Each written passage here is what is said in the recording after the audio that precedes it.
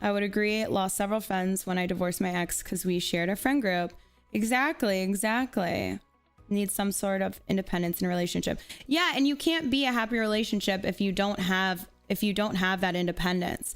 And another thing that I think is also very, very important in relationships, if we're talking about friends, you need to absolutely have friends separate from your significant other.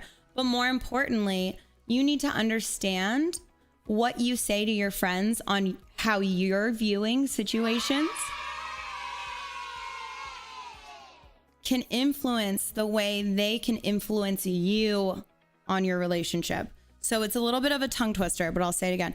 So you need to understand when having friends, you need to understand that what you tell your friends, your separate friends in a relationship, what you tell your friends about how you view your relationship or the things you're understanding solely and separately, how the things you tell them, the way you experience it and you see it, can influence you and your relationship.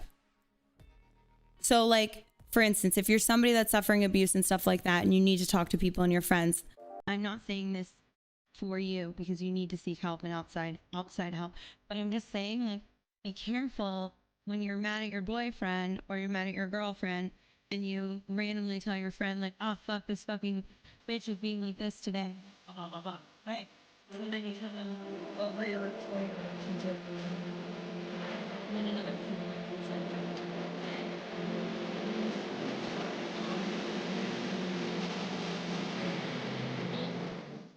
of toxicity your friends throw back at you. So you start going home from being with your friends thinking even things that aren't true in that form, right? So you have to be very careful.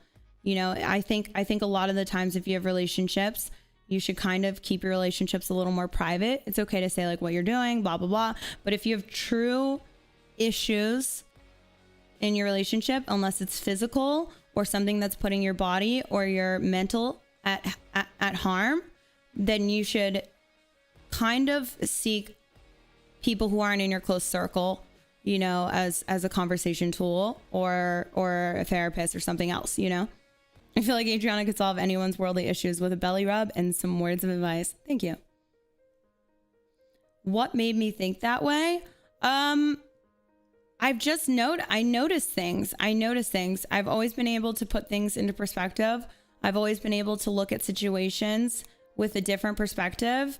I can watch situations in my head right now. I can watch them as if they're happening and literally see outside myself into the way I communicated, the way they communicated, the effects of things that have happened or the things that I've said or vice versa on me in my future and everything. I just think I have really good perspective. I've always been that way though. I've always had a very, very good understanding of the world around me.